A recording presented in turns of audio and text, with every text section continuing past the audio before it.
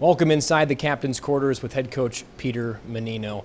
Last night, a win, seemingly a little bit different win than the Bucs have had in the previous two outings that they won this season. Had that 6-1 win over Fargo, 6-2 over Madison. Seemed a little more hard-fought, gritty last night. Would you agree?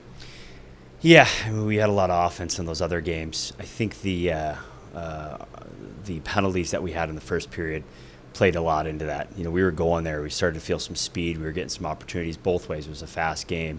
But when you go into the box, and then they went in the box, and you have all that special teams, it can really disrupt the flow of that game. And now you're kind of strategically working through those special teams. Both teams did a pretty good job there, too, kind of keeping it where it was. But absolutely a very hard-fought game. We dipped into that against Fargo here. And I think our guys are really starting to feel what it takes to win these tight games like that. And it was a great game because that's a really good team. Penalty kill last night, you alluded to it, 6 for 6. This season overall, it's been great, operating at 87%. What have you liked about the penalty kill, at least so far in this season? One, the response was outstanding from the penalty kill. Like you said, went 6 for 6 last night because I know we weren't too happy with that. Coach Lind, as coaches, you take that personally. You really take a lot of pride in it, and you want to motivate the guys. You want to develop them and get them to understand how the system works. And we went at it this week. A little different approach, too. We put them before practice because that flow of practice is huge. Just like when you talk about in a game, you have special teams. You try and strategically put that into practice as well. And I think that we took that to heart. We went after it. And you know what? They're sticking to the system. But the biggest thing with penalty kills, sacrificing working together and just being constant. There's going to be constant movement within what you're trying to do and with your approach.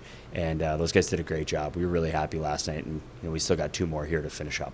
Dubuque, a team that has only allowed 7 goals against this season. They have a Buffalo Sabre draft pick in net, Eric Portillo. They're a team that defends well. They're stingy. What do you expect from them from a defensive structure, and how do you plan on weaving through what will likely be a very difficult water to navigate? Yeah, I mean, you go through different defensive systems throughout this league, and this is just another team that has great depth throughout.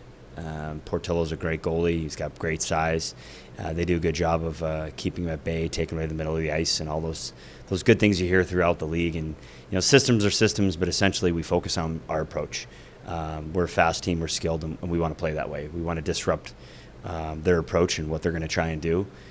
What happened in the past and how many they've given up is something we acknowledge, but our game plan is to disrupt that, like I said, and come into our arena, have that speed, get after them. We're going to spread a lot of pucks. We're going to be going low to high.